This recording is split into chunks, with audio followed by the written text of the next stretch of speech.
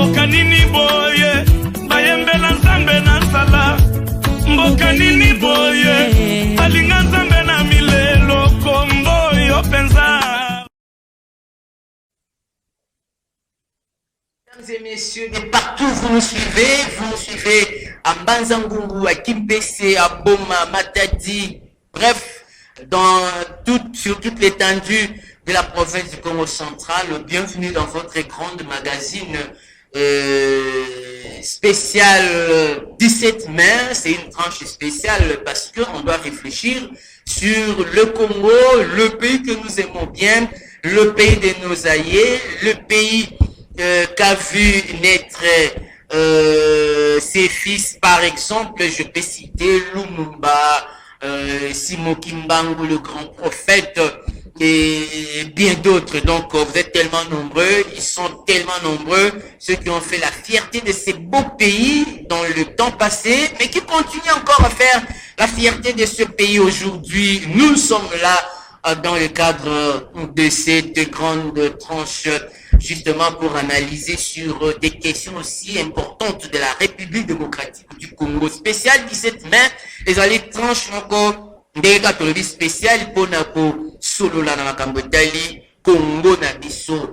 17 mai, les alliés dates Oyoyo, Congo et célébra qui, plutôt Congo et connaîtra qui,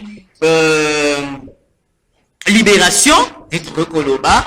Le 17 mai 1997, Moutouté a posani date Oyoyo.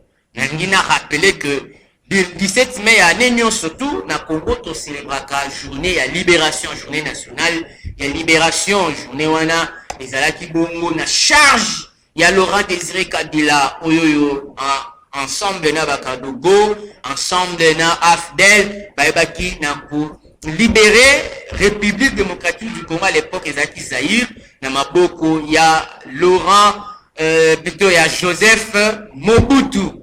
Donc Mobutu azalaki bongo président ya Zaïre pendant 32 ans. Donc pour rappeler que liboso tozalaki nanu na bombu, tozalaki nanu na colonisation. Après colonisation, et oumeli batan ebele. Le 30 juin 1960, toye kozwa indépendance. Grâce, yaba kulutu, yaba koko, oyo balinga kite Congolais oumela boumbu, uta bamikolonio surtout oyo wana.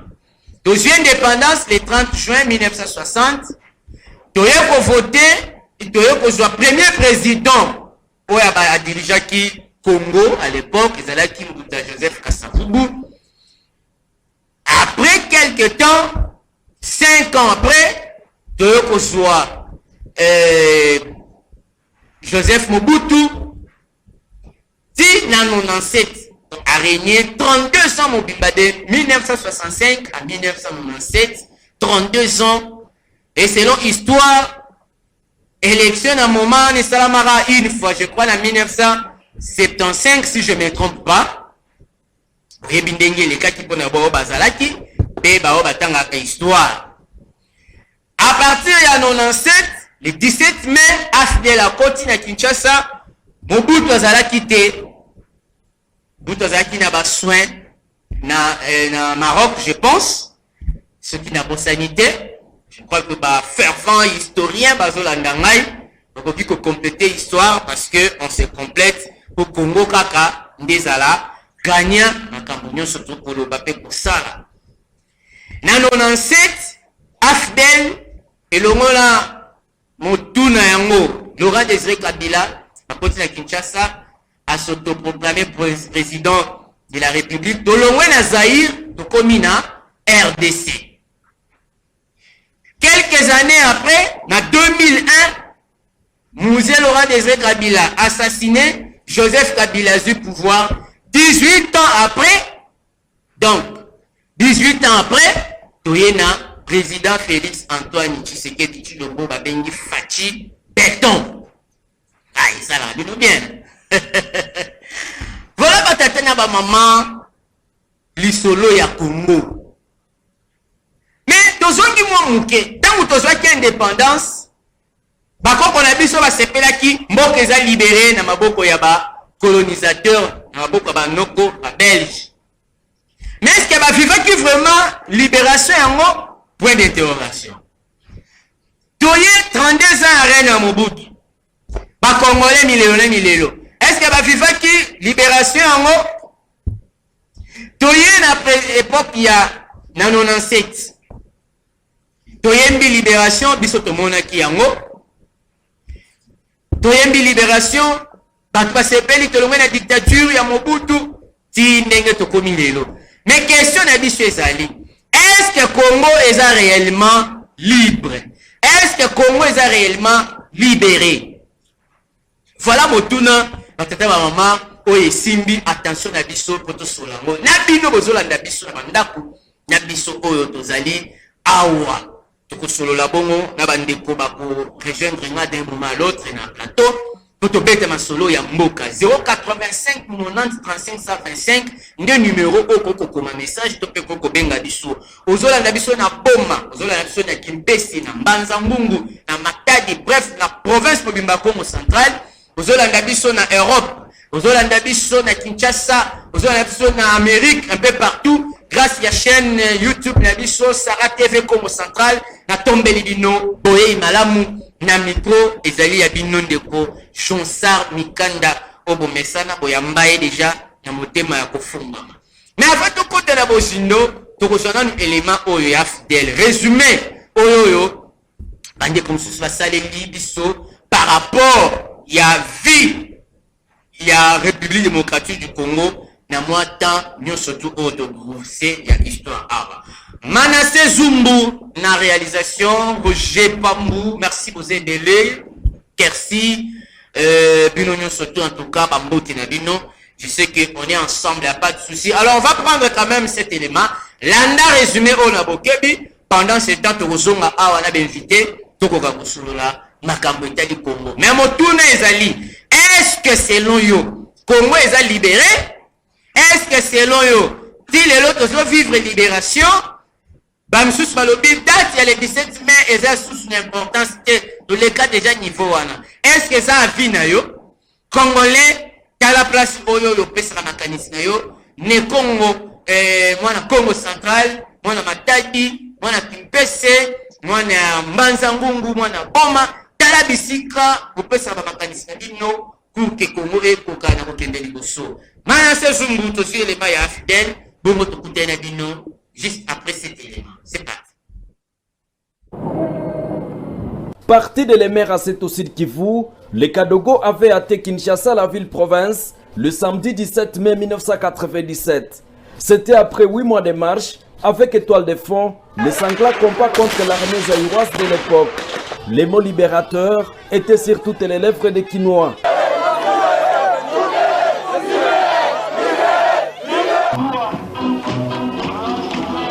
Pour marquer la fin de la dictature des 32 ans de maréchal Joseph Désiré Mobutu, le nouveau chef de l'État changea le nom du pays. Le président de l'AFDER, M. Laurent Désiré Kabila, assume à partir de ce jour les fonctions du chef de l'État de la République démocratique du Congo.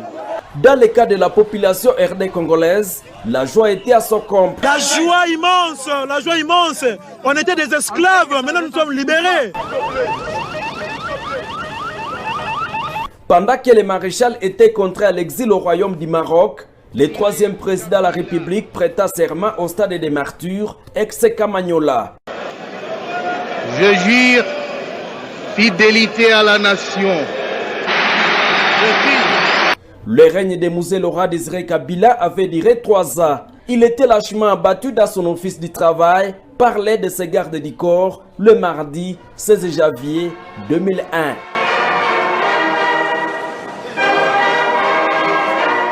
Le docteur Théogène Rudasingwa, un membre éminent du FPR, qui avait dit, je cite, « Quand nous avons pris la décision d'envers le Zaïre, il fallait congoliser le conflit. » C'est-à-dire trouver des visages congolais qu'on allait mettre à l'avant-scène pour montrer le caractère national de la guerre civile qui commençait, pour dire que ce sont des Congolais fatigués par la dictature du président Mobutu qui se rebellaient et qui voulaient chasser le dictateur. Donc, alors qu'en réalité, il s'agissait en fait de Rwanda et de l'Ouganda chapeautés par les États-Unis et la Grande-Bretagne et d'autres puissances, mais qui ont utilisé les garçons de course congolais, les anciens opposants au président Mobutu. Parti de l'Emer à Sud Kivu, les Kadogo avaient atteint Kinshasa, la ville-province, le samedi 17 mai 1997. C'était après 8 mois de marche, avec étoile de fond, le sanglant combat contre l'armée zaïroise de l'époque. Les mots libérateurs étaient sur toutes les lèvres des Kinois.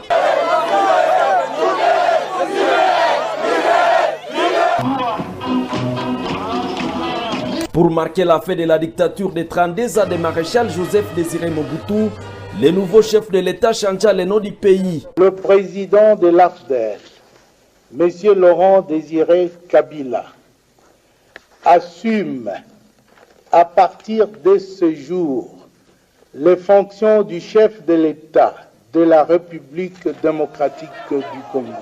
Dans le cas de la population RD congolaise, la joie était à son comble. La joie immense. On était des esclaves, maintenant nous sommes libérés.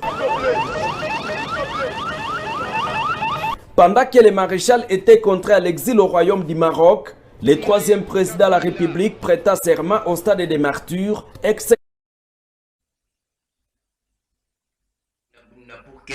population en Congo central, dans la minute où nous sommes charge en Congo central, pour besoin spécial 17 mai, dans ma condition malam, pe na ndenge sengeli. Bandeko balandi, nalobaki nazo yamba a invité nanga, bazani nale, tozana ndeko Yves Paula cadre monene na INC, et puis ndeko Ziko Kikumba, dans un acteur politique, toko solo na bango, tokosala ba analyse elongo na yo osolanda biso na ndako tosala biso surtout ba analyse po tokoka koyeba touti wapi tozokende wapi na Congo. Est-ce que jusque là Congo est libéré to Congo est libéré te? Est-ce que faut tobeta toujours masolo il y a libération au lieu comme a fait ya FARDC depuis ndeko mwana mboka Félix Antoine Tshisekedi Tshilombo azwaki bokonzi depuis l'élection 2018, 17 mai, comme mingi dédié, naba makasi, naba mapinga, nabiso. Mais libération, exemple, en ni tout nabiso parce qu'il y a un mot en andé, c'est ça qui m'a beaucoup de vivre dans 18 ans, mokoka. Voilà. Moi, namboka Yves Paula, oui, malamu. Merci beaucoup de l'invitation. Zambali de sauter, hein? Oui, comme il n'a pas.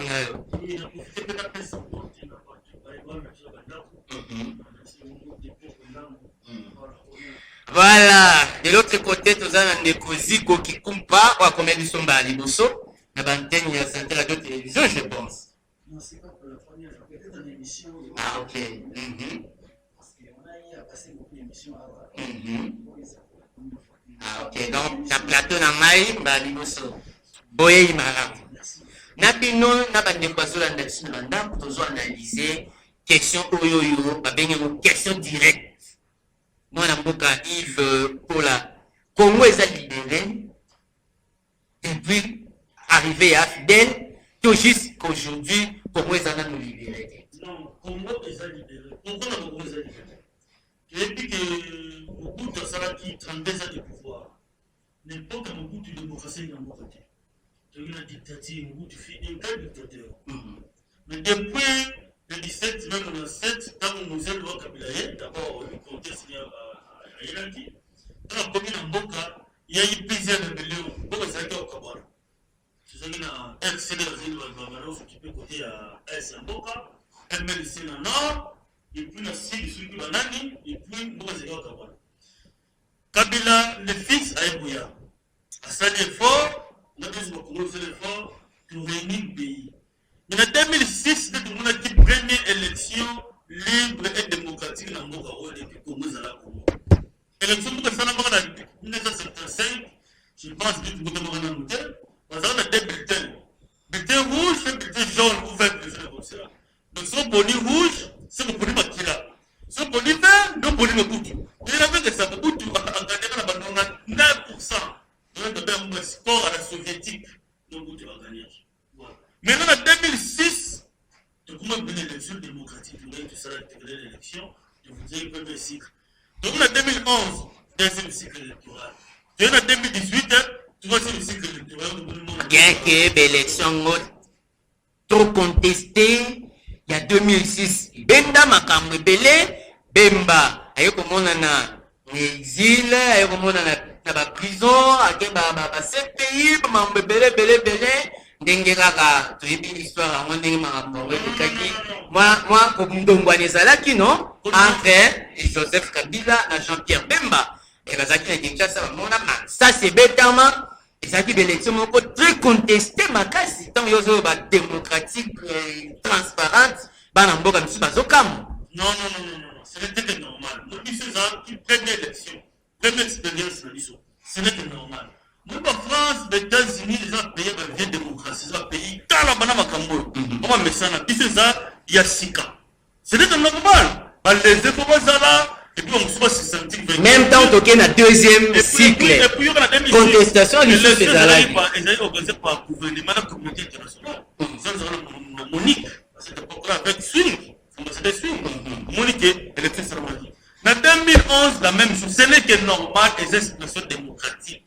Les jeunes démocratie, toujours pour la langue. Donc, on se compare à la France, les États-Unis, on a l'élection de 1800. Ce n'est pas normal. Mais je vous ai dit que tu as qui pour voter pour député, tu as pour voter pour président de la République, ils ont moins peuple à récupérer le pouvoir, ils ont la libération. Monsieur Balobara Bazaki, tu as député nommé.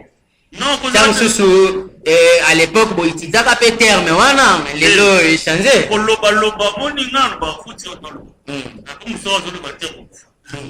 C'est normal. Il faut avoir preuve, non? Si vous député, ça sera qui nommé. Dieu me va preuve que réellement ça sera qui nommé. Et ça, tu fais une spéculation. Mais c'est qui est vrai, tu peux te simple bataille. Quand un député, c'est qui est lié, il y a des ils sont qui nommé. Ils ont la Miller. Il y a eu depuis 2016 à la Ravana. C'est qui nommé. Il y en a pour là. Pourquoi c'est qui nommé? Parce que la mission de la niveau national. C'est qui pas nommé? Donc c'est la réponse. Donc du moins, peuple a gagné pour exprimer volonté là. Depuis que tout n'a pas été parfait, c'est normal. Parce que tu vas aller, il faut beaucoup faire ça dans la vie. Et puis, déjà, j'ai une démocratie. C'est normal. Maintenant, quand tu as sa chance, tu vas améliorer en 2023. Tout ça, la mieux que 2018. D'accord. Et puis, c'est comme ça. D'accord. Ndeko Ziko qui compare, Motuna direct. Est RDC, Ndenge Yotala Kamakam. Monique RDC a libéré depuis avènement il y a Afdel Tinelo. Merci beaucoup pour la parole. Je pense que dans le domaine de la libération, déjà, effectivement, RDC est libéré. Alors, ceux qui ont autant dans l'histoire, au moins en 1960, vous avez avant 60, vous avez la colonisation. Donc, depuis 1960, libération de M. Kiyek. Vraiment, libération indépendance, de l'indépendance de l'Union européenne, nous géré par la mission. Alors, pour continuer, en 1997, il y a un autre effectivement, libération de Zalaki. Parce que si on dit que le régime, c'était vraiment la pire dictature. Donc, si vous comprenez comment c'était la pire dictature. Mais tu me soucies pas comparer à la période de Mobutu, les lobes binata Mobutu, que les acquis malam, parce que vivre bien, bon, acquis comme même si les acquis dictature, mais pendant qu'il y a quand même malam. Les lois, il y a démocratie, pas c'est côté n'importe. Mais on peut se faire mon trop facile. Mais la période de Mobutu, tu connais le pillage, non? Dans le 91, dans le 93. La période où tu connais le pillage qui suscite. Oui, pillage, on a un monde de tout le tissu économique à Mboka. Et nous, ceux qui économie à Mboka, c'est parce que nous avons tant de pillages. Nous avons comme ça, Angola connaît le pillage. Mais qui est-ce que vous allez faire? C'est vraiment le pillage en plein, le pillage des autres. L'entreprise est pelée pour faire des maisons matées. On est pelé par contre chômage depuis Siriwana. Si les gens sont soumis à la tête. Mais ça les pelé, les pelé à Batou. Et comment compliqué à partir de pillage. Voilà. Les gens étaient fatigués dans mon bout. Donc, maintenant, ils sont sur le bout. Alors, mais quand il y a ma politique, il est organiser combien de marches, combien de villes montent. Et c'est marqué. Alors, il fallait changer la stratégie. un coup de bâton magique, il fallait que la rébellion ait été le Mobutu. Il y a une libération. Ce qui est bien, la libération autour de Bila. On comprend que même la phase de la phase à l'époque, parce que Bango a compris que la population c'est pour les changements. Donc vraiment libération et il y a la c'est pourquoi la ville est donc aux autres tiré conclusion comme quoi RDC est le pays libéré, pays démocratique. Tous libérés par rapport à jour dictatorial, il y a Mobutu. Tous vivre la démocratie. Mais la démocratie, oui, tout ça en cas de démocratie, bien que pas à la lettre comme dans les pays occidentaux, mais démocratie à l'africaine, démocratie dans marque dans le contexte. C'est-à-dire, démocratie à l'africaine, c'est-à-dire? Non, chaque démocratie est dans le contexte. Les gens sont ok, par exemple, on a ici, on se fait la démocratie, parce qu'on a des élections, on a un parlement, oui, on a une démocratie, mais puis on a une dictature, non, mais c'est la démocratie à la congolaise. Démocratie la plus. Et pour ça, la parfaite n'est dans le pays occidental. Je te prends un exemple. Au moment d'élection, pour le pays, il y a une démocratie. Mais les 15 élections, il y a une contestation plus commune. Joe Biden a gagné Trump. Tout le monde a été Capitole même, violé qui a pour Capitole. Parce qu'on a contesté l'élection, là. Tout le monde a contesté. Même quand Trump a gagné Hillary Clinton. Les gens ont dit que vote populaire est en faveur de Hillary Clinton. Pas contesté quand même, non? Oh, bon, mais si c'est pas contestation, il y a la fin du monde. D'accord. Alors, Manasseh Zumbu, pour illustrer l'image de la manifestation, où il y a eu pour les gars dernièrement, tout à la démocratie à l'africaine, à la congolaise. Mais nous avons continué dans le document de Yves Paula, Ndeko Zikwalobi, la manifestation, Karapiyaka, tout ça, la manifestation. Mais nous peut tout le monde la manifestation réprimée. La manifestation réprimée. Or, la manifestation, c'est un langage démocratique. Mais les locaux, ils ont réprimé. Pas gaz, tout le monde a fait ça, image. Bisora wa tozala rabani tambe ya ba image ozomona ba gaz ozomona ba makapri belé est-ce que vraiment ce ko fandi omoko lobiki démocratie ils ont respiré na RDC voilà il faut comprendre démocratie c'est des personnages pays ça régit na ba loi pour marcher ça droit il y a chaque congolais faut pas ça la marche il faut marcher. Mais marche est réglementé dans la loi. C'est-à-dire qu'avant de marcher, il faut attendre la petite information. Mais vous constatez qu'il y a combien d'autorités sur le plan national, sur le plan provincial, et si non, moi je ne sais pas combien d'autorités. L'autorité, c'est un régime d'information. Par exemple, il faut recadrer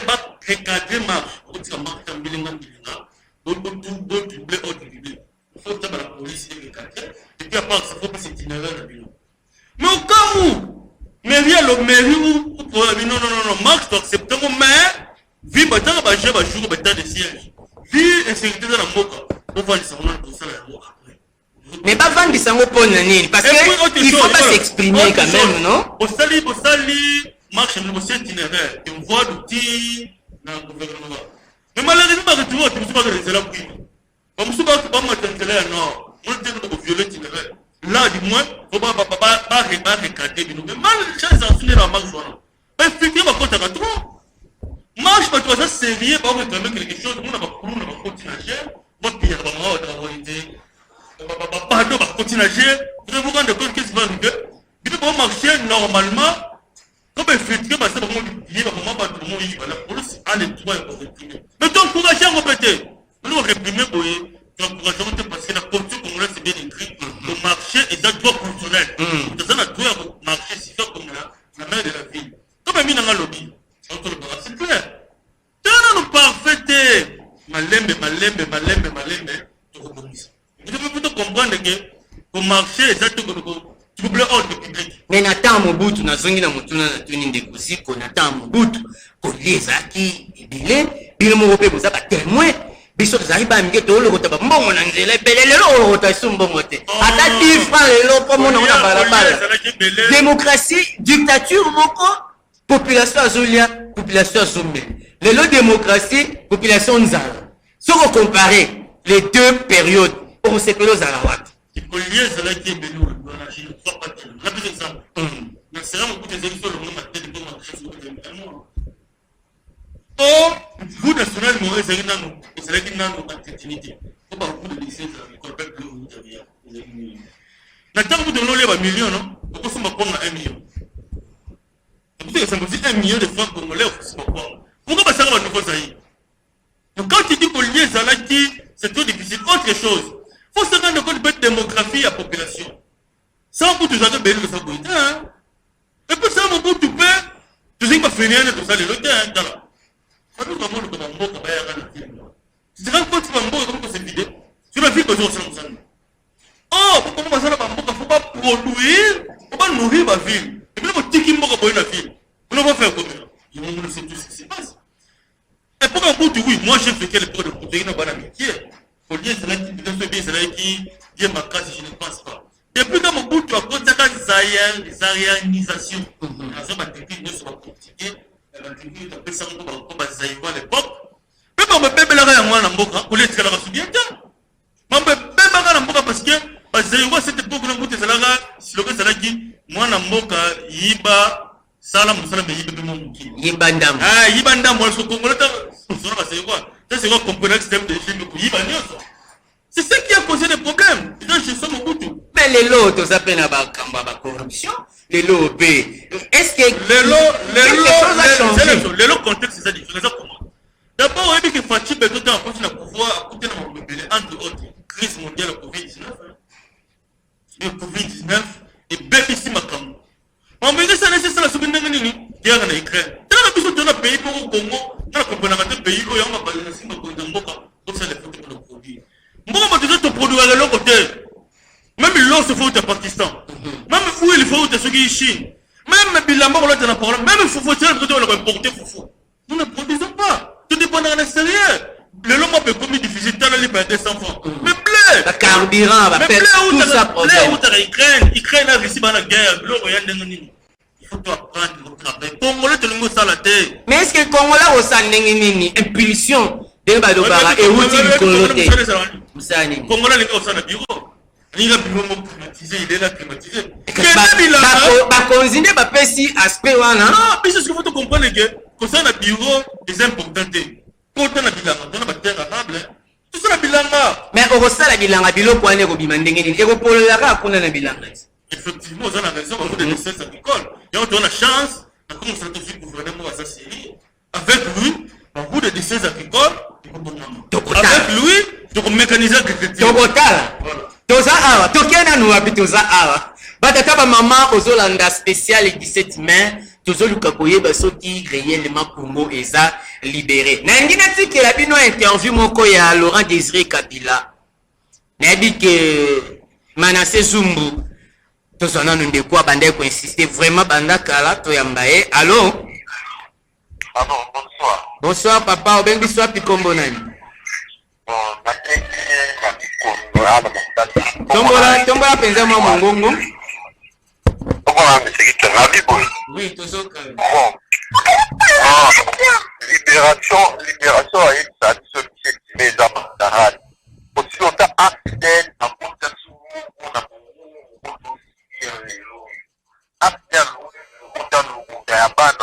il y a pas nationalité différente les loups à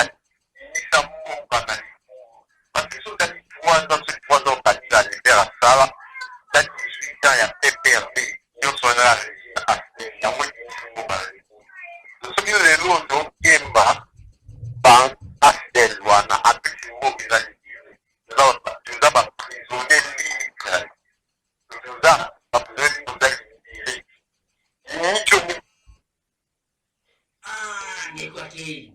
a soulevé par point mi balé to misato na kangi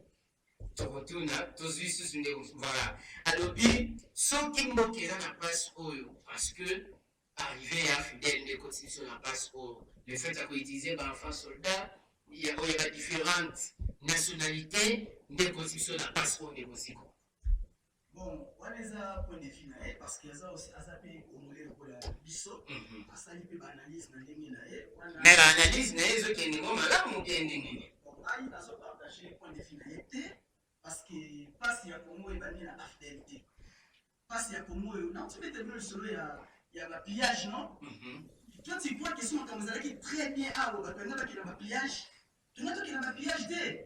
Et puis depuis avant même 80 gouvernement vous donne l'objectif 80 parce que crise économique est déjà à Congo avant. On a 80, on a déjà objectif 80 parce que crise économique déjà. Alors, donc les débats de tout le monde et pour ça, tu peux connaître le pillage. Un pillage voilà et il y a qui pour début ça, tissu économique en Mokabiso. Parce que Mokabiso est outil de l'AFDL. Bien sûr, l'AFDL a changé ma communauté de manière politique parce que AFDL est un moyen qui normalement il devait travailler à Congolais parce qu'elle a déjà avant. Nous avons vu AFDL et ça qui est vraiment un conglomérat.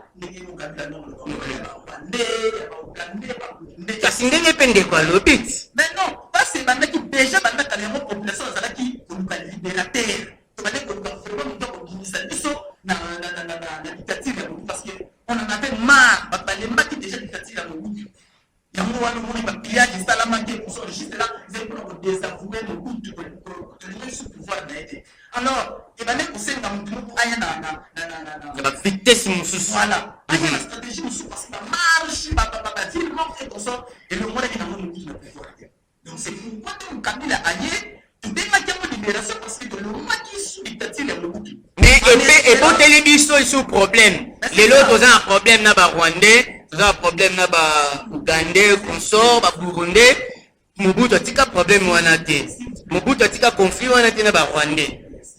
Afidèle à memeli biso tout mona ba James Kabarebe parce que gérer armée au sommet ya armée naza congolais te baza ebele to ko citer ba comment ba moté par rapport histoire ndenge boye et memeli biso sous problème. Les lots est continue pas problème grave. Est-ce que ça partie de la situation on a tendance quoi lobby? Ça la Congo pas Congo histoire de beaucoup faut que ba lobby.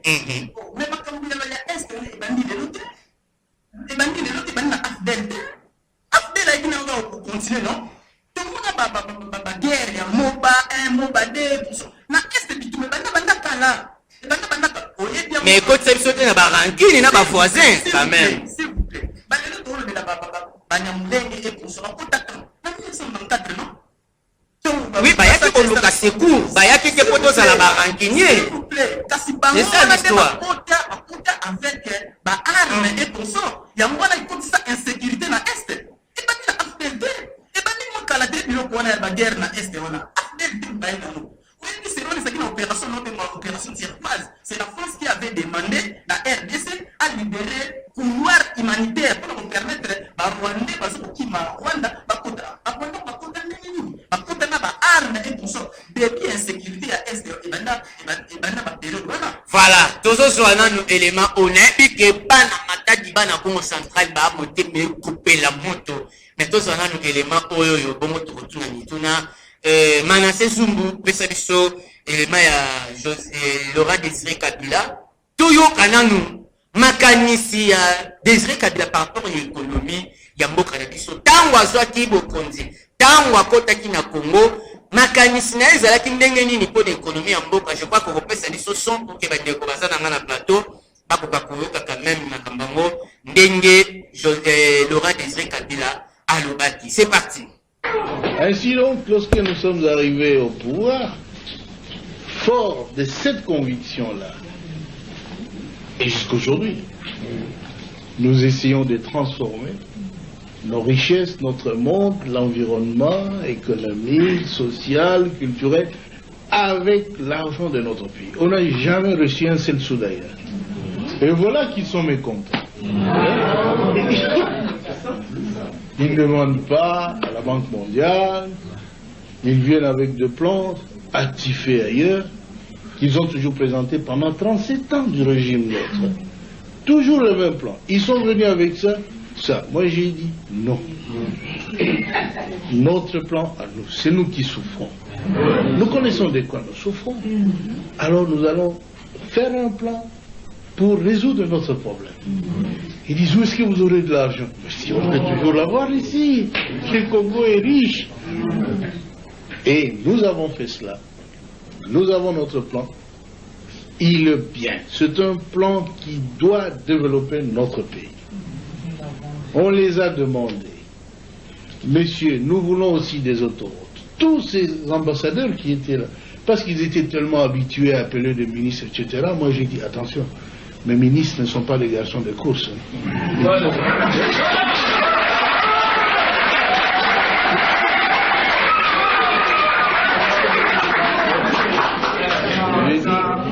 Il faut laisser le ministre résoudre le problème du pays.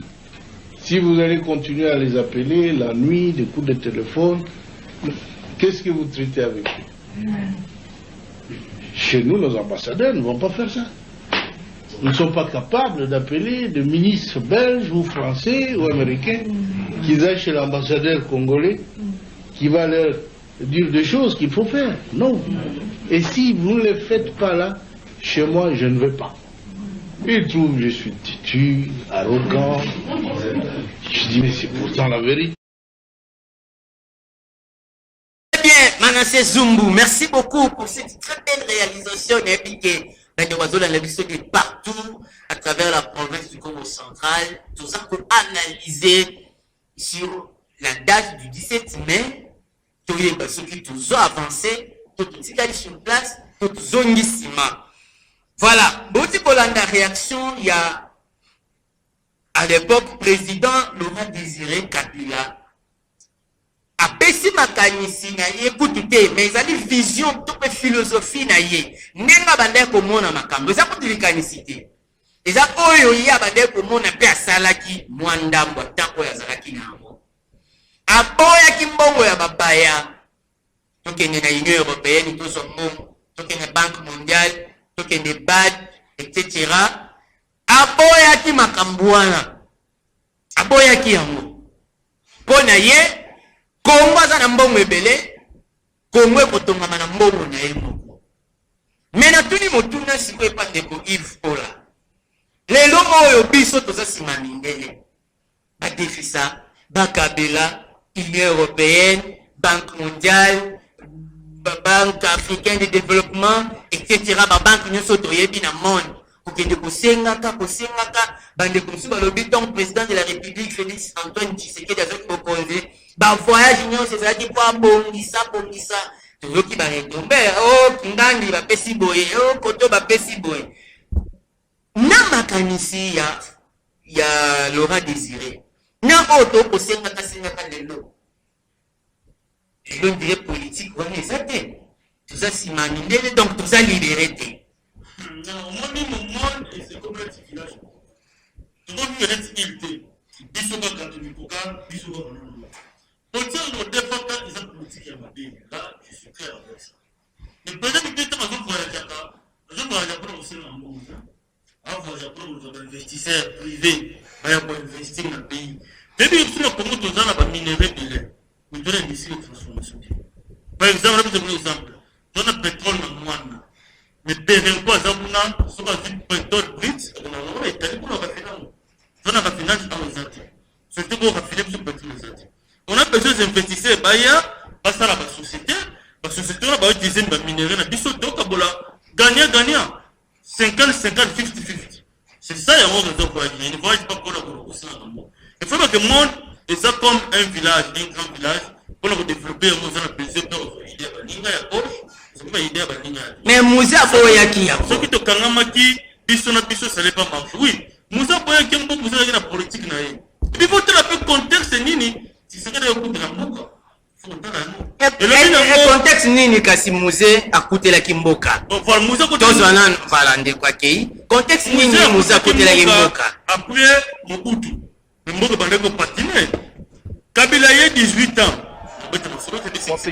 Mais sinon, les lots Oyo Tozo reconnaître que le pouvoir actuel écoutez quand même bon.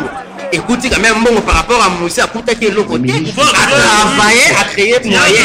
Mais pouvoir les lots écoutez qui déjà bon. Maintenant, réserve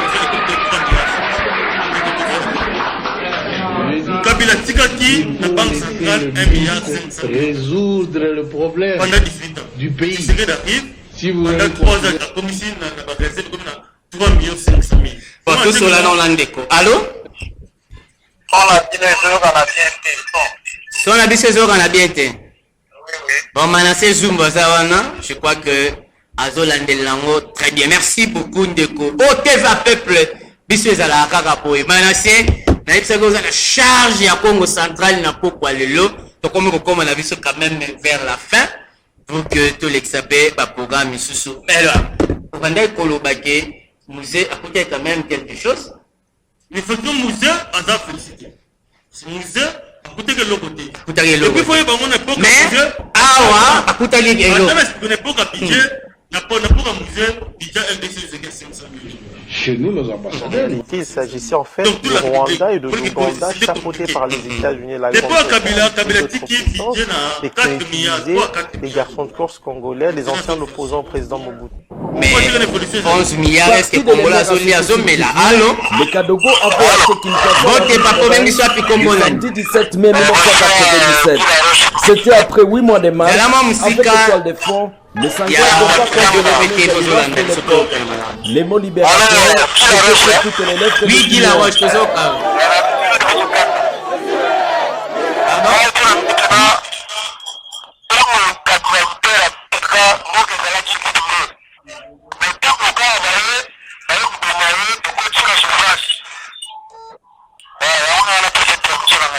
Ok. Donc, on a eu depuis l'assassinat musée, souffrance née et quota. Merci beaucoup de Koki La Roche, na réaction na yo. On continue, mesdames et messieurs. Toujours le Likambo, musée, aboyi, ok, Kozambongo, Yamapaya. Aboyi Kozambongo, Yaba pays missus, na Monika Butombo, qui n'a pas appelé, c'est que tu ressortes, mon lobate. Allô? Allô? Zala musika ya TV toyoka na malamu. Bengi sapi kombo nani yaya? Kombo na Delvi. Delvi. Na Delvi. Non, tozoka yo. Makanisi na yo sani. Bongo zongi susi mamakasi. Merci beaucoup. Yo za azini. Aza 17 ans. 17 ans. Ok, merci beaucoup. Moi, penza ya Joseph Kabila. Merci beaucoup. Vous deviner, c'est ça l'importance. Il y a TV la population, on a eu Congo et Mamakasi. Voilà. Alors, on est Ziko, na baluki na ngambu na yo parce que souci à les autres gâteaux et politique nini oyo musée a duka qui peut utiliser pour quand même au boya mbongo euta libanda mboka a découvrir que mbongo ya mboka et que tu peux faire développer Congo mais les loyo tozoyo kango te na mino baba kozi na biso ono biboni. Bon, je pense qu'il faut aussi tout le contexte, le contexte est deux autres évoluer. Au moins, musée est panafricaniste. Il faut comprendre. C'est que les autres sont panafricanistes. Je parle des musées, il y avait des panafricanistes, et puis Azanaki beaucoup plus s'est penché sur l'opération Sud-Sud. Il y a un moment qui n'a pas de discours, donc il ne fallait pas trop s'attendre à des maréchal Joseph Désiré Mobutu pouvaient s'entraider et moi vous avez beaucoup plus gagnant que n'a occidentaux. Azalaki na raison ou pas? À la lieu où vont les choses. Et oui, toujours analyser. L'économie à mon cannabis sur Afrique. C'est une économie extravertie. Donc tourner vers l'extérieur. Au moins il y a la guerre et ça n'a Ukraine et construit plus de sentiments problème. Pourquoi? Parce que nous dépendons n'a pas payé étranger. Ce n'est pas mal. Donc, nous avons, il faut développer mon cannabis biso à partir de la richesse. Papa tiens la rabiso musée tout le monde a rapenza tata wana. C'est une très bonne chose. Pour makambu na ye yango nde tozo solo là. Voilà. Vraiment philosophie moko ya bien. Mais il faut du temps. Et ben conseil maintenant. Malheureusement, il n'a pas eu assez de temps pour mettre en place philosophie na. Mais pourquoi pas penser wana et continuer-t-il les lots? C'est ça le problème. Il est venu après musée. Faut voir qu'il est venu après musée. À hériter qui philosophie à musée. Nous qui après musée hériter qui philosophie à musée. Tout ça qui n'a pas qui a musée, tout ça qui n'a pas service national. Bon, ils appellent les lots côté bakanya makasi c'est côté bakulu na ba ça musala. La logique historique. OK. Après musée et pour faire qu'il doit service national. Mais pour renouveler avec le président Félix et pour faire de l'AFDER, Monsieur Laurent Désir. qui suivi à la lettre comme le président Joseph Kabila a petit c'était dans il y a qui rupture. Et ça qui rupture. Et ça qui une politique qui est tournée vers l'extérieur. Et ça qui soutient politique panafricaniste de problème avec nous. Et ça qui sous il y a une philosophie là à travers la personne qui pouvait aider nous à évoluer et ça qui va nous président Joseph Kabila. Mais Antoine Banzela, les logos ont des comme tu peux analyser, on attend Mobutu. Il fallait un mois pour le mois comme central comme à Kinshasa, mais tout le monde avait un contrat chinois comme ça, Banzela de Mami, les logos au mois Kinshasa, et après 8h, 9h du temps, on a Krabandounou. Quand même la Chitap, ça là déjà Banzela, on a, au mois, les logos, comme il va porter facilement, ça dit que, même à niveau, il y a un stécuna, Banzela, ça a quand même réveillé. Il a quand même fait quelque chose. À partir de 18 ans à pouvoir, autant de l'eau pour Bassani, ça ne représente absolument rien. On pouvait faire ça dans une année, 2 ans, 3 ans, mais 18 ans à pouvoir, on se connaît l'eau pour Bassani. Ça ne fait pas. Et ça pour faire, c'est pour dire que nous, Algérie est notre traité. C'était pour les intérêts égoïstes. Notre Algérie est juste pour la famille, c'était pas pour l'intérêt de tout le monde. Alors aujourd'hui, papa Yves, 3 ans et demi au pouvoir, on va pas autre question, hein? On va rien.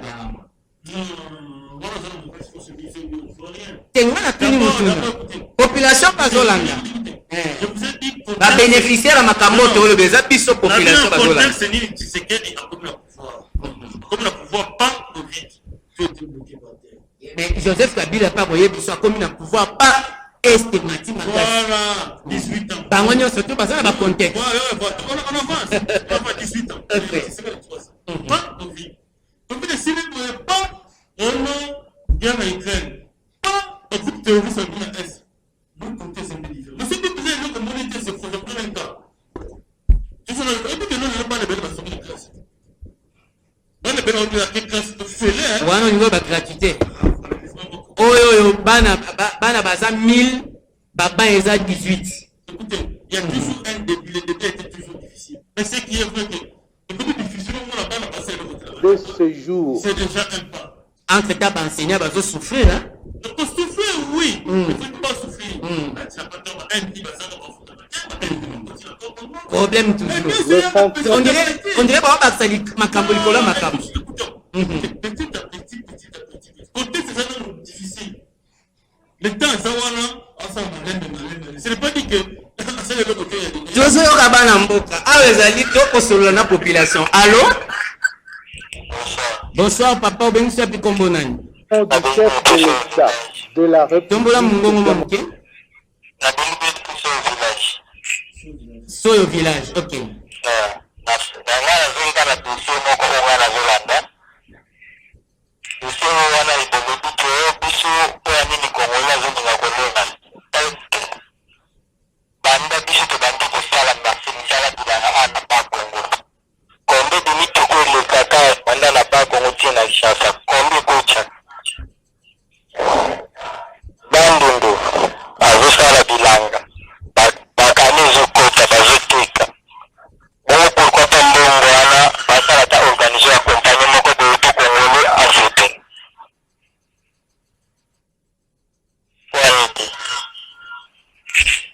Merci. Albi de ma route est dessert agricole. Bango basala riganga. Avec bango basala riganga. Voilà. Dans la nièce de Alobi, mbongo wana sikoyo. Non, écoutez, d'abord, si vous avez bilan, c'est que ça c'est première. Deuxièmement, Kinshasa, ils ont plus de 12 millions d'habitants. L'habitant, c'est la Kinshasa. C'est le comme central, il faut mettre encore. Comment vous avez payé mon bimba? Et c'est parce qu'il vous télégué, on est belé. Mais dites-moi maintenant, pourquoi on laisse la population là? Il faut que vous laissez la population. La population, c'est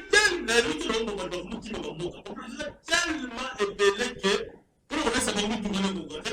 Il faut que mécaniser l'agriculture. Il y a pas de souci. Mais l'État, c'est quoi? Il y a beaucoup de salles. Et là, on sera dans le temps. Batu balobi awa, hein? Que ba voyage ya président eleki motuya nini.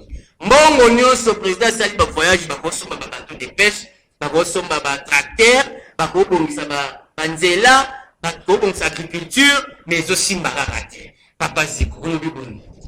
Non, faut pas tout dans la logique. Ce qui est vrai, agriculture, il faut pas mécaniser un mot. On va laisser la responsabilité au gouvernement central. Et je pense que le président de la République a promis que le sol va prendre la réponse de M. Sol. On a dit la promesse n'est les Kébélé, mais bon, on nous pose côté notre population. Allô? Allô, bonsoir. Bonsoir, Robin Bissou Pikombo Nani. Zonga moi, diminuer volume ya TV. Langa biso na téléphone. Kanga pas volume ya TV pour te bien. Na lobby kombo nanga c'est Yangebe Tian. Ok. Bon, na lobby boye. Ba débat monsieur to salaka et monsieur ça ba débat mon président. Parce que Congo pendant 1960. Et l'autre dans l'année 2022. Vous savez que la plupart des grands diseurs ne sont pas des grands faiseurs. Parce que tout d'abord, et l'autre, beaucoup de temps, on doit pouvoir te tomber là qui est sans temps parce que Abanaki Malam. Et à la fin, quand on va pas dire c'est parce que l'autre, on il y a mis Bali, Lingo, Ezalité, il y a mis ça tout. Au moins, il y a tout Congo, tout ça a assoiffé des pouvoirs. Les lots, tout ça, Félix ne fait rien, Félix ne fait rien. Mon bout de la salade. Kable le père a yé dit sur ma cambo ya malamu. Ton dima yé dit. Si tu vas bisou sur eux, bah yé bah ça dit 18 ans, bah yé qu'on massou sur moka bien. Ton monde qui est vraiment donc vraiment. Ils ne sont pas capables d'appeler les ministres belges ou français. Oyo Félix aye. Tangu aye, fallait tous à la logo la sikoyo, mais quand même moi dès qu'il a pas motivé des aussi. Mais nous sommes d'abord les premiers de les combattre. Parce que les lois à 80 millions d'hectares de réserves pour exploiter. En dehors, il y a 125 millions d'hectares que nous avons. Autour, il y a bénéficiaires de crédit carbone. Mais, dans la province de Congo central, pour diriger la province, 22 candidats. Quelle mauvaise foi, nous sommes tous des sorciers.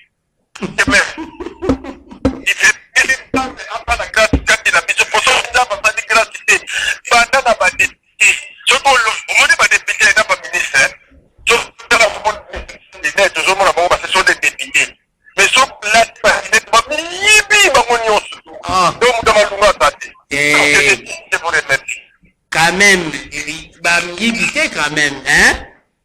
Il faut quand même tenir compte à moi, le langage Missoussou.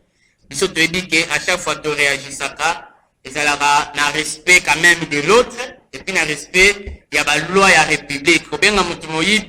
En pleine émission, c'est pas quand même une bonne chose. Je pense que prochainement, on va tenir la majorité, et puis c'est pas quand même une bonne chose. Mais comment on a les autres cas?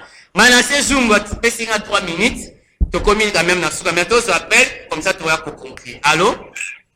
Allô, bonsoir papa. Bonsoir papa. Bien bisous puis combo nani. Abengi bino na Lemba. Na Lemba. Oui, na Lemba na Matadi. Mutaki ndao. D'accord. Tozo kayo. OK, na tola ba émission na bio vraiment tozalaki nango tempere pona kolanda yango. Alors na lobi boya. Loba. Est-ce que pendant que président na biso ngo azwa pouvoir, est-ce que ba minere na biso ya mboka eteka magabe eteka magate. Ce qui eteka kindaka wapi. Alors, papa n'a pas la intervention à Makambouana. Tozomona chaque jour ma crime, désolé kaka, chaque jour. Ainsi donc, fort de cette conviction. Merci beaucoup. Voilà, tu connais vraiment la souka, vraiment la souka. Salut, je vous écris depuis Nkalankala, le grand prêtre président Mouzé nous manque grave. Où allons-nous? Pas trop à dire de la part de Triva Manungu ABC. Merci beaucoup de Triva Manungu ABC. Je pense que le message est au Kani. Alors, Tokomina Souka. Tokomina Souka, une minute, il y a conclusion. À chacun poto kokana aussi c'est la bande on a déposiko na nyonso tolobi population balangi topesi makanisi na bango biso pe tozaki na plateau topesi makanisi na biso mais to simba nini na mokolo lelo. Tshisekedi became president in 2019. Le 17 mai 1997 17 mai 2022 25 ans. What began as a changement, il y a ma tasse sit-in protest at il y a eu quand même une petite amélioration sur les plans. Parliament quickly turned into a violent confrontation.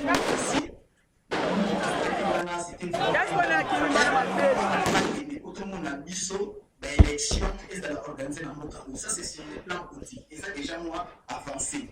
Sur les plans économiques, on constate que je prends seulement l'exemple, les camarades pour la Luginawa.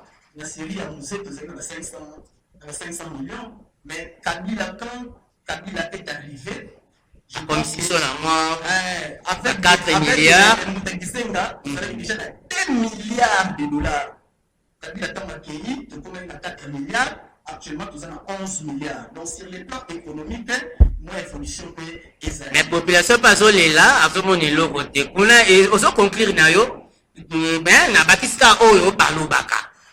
Sur les plans sociaux, ici, il y a à boire et à manger. Sur les plans sociaux, parce que c'est comme si, pour sentir vraiment changement, pour s'attendre dans 25 ans après. C'est là où il faudrait beaucoup plus travailler pour la population à se retrouver, la population à se rappeler fière de la fière de Rwanda na Congo et Kosovo. Le président de la République et le gouvernement central nous comprennent. Parce que vraiment, le travail ma classe sur le plan social, la population a besoin de se retrouver vraiment. Merci beaucoup. Alors, papa Yves Paula, nini tokoki kosimba na pourquoi lelo?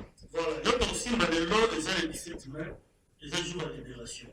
Donc, on a coupé sa pensée comme la participation à la mission. Dès qu'on va voter, parce que moi, les 17 mai, même une démocratie, tout le monde a voté comme ça.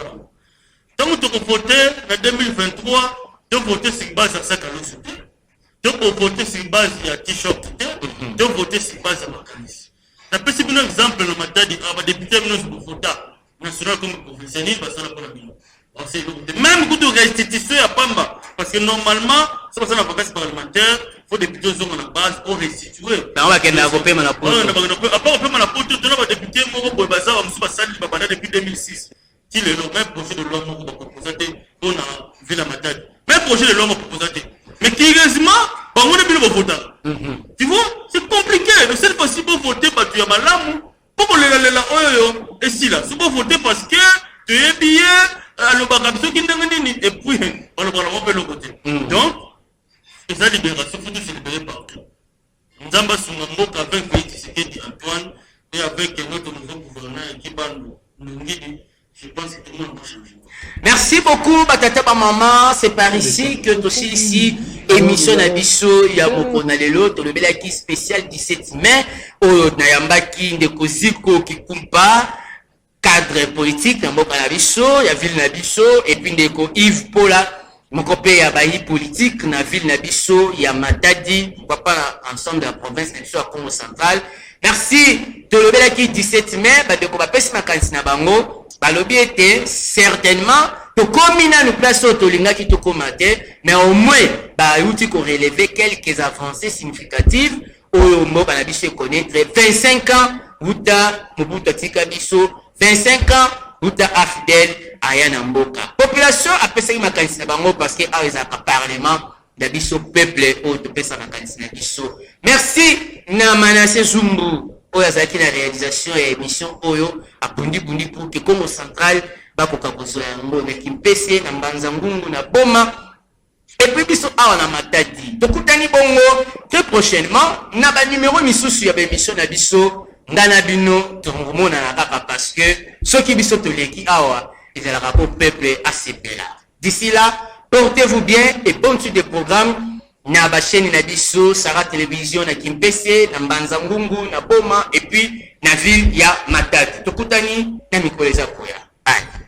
Oza shoya nzamba bomoi mikasi tubu mateo bonde koliko na biloko ekolekana. Il n'est jamais trop tard pour faire le bien. Pour la Congo yangana yo na nesilite o. Dans l'unité et l'amour et l'ongo totonga Congo. Sangisa moyakanito sangisa mayele. L'avenir et le développement du Congo. Congo moluka muswahili na mungala tutonga bolingo bolingo ebentaka kimia. It is a time of reconciliation. It is a time of unity. Together we're stronger.